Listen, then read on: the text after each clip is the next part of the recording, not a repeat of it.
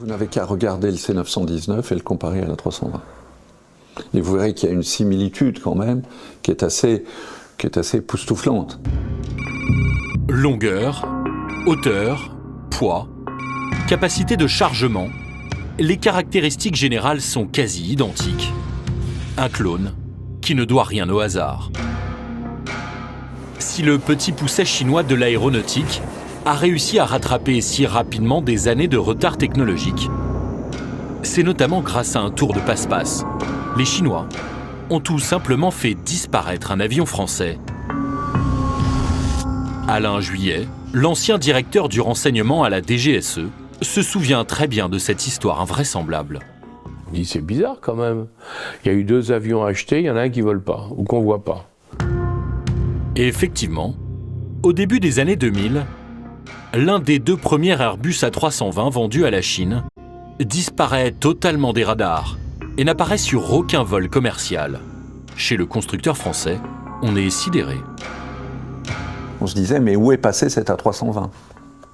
Et en fait, cet avion a été vendu, désossé par les Chinois, pour essayer de copier un maximum, de comprendre chaque pièce de l'avion pour pouvoir les reproduire à l'identique.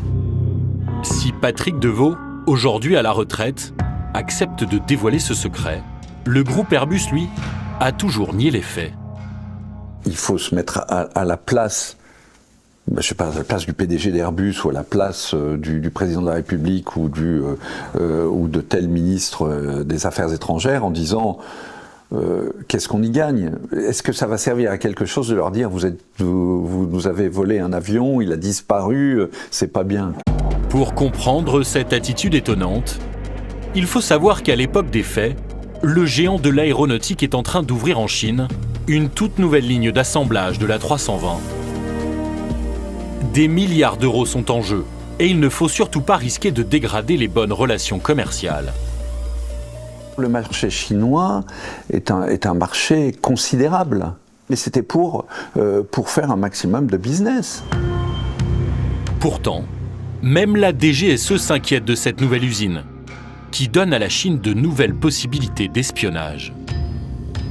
À l'époque, on l'a dit aux dirigeants d'Airbus, faites attention parce que ce sont des Chinois et à partir du moment où vous faites de l'assemblage en Chine, à partir du moment où vous faites des pièces en Chine, ils vont essayer de vous copier.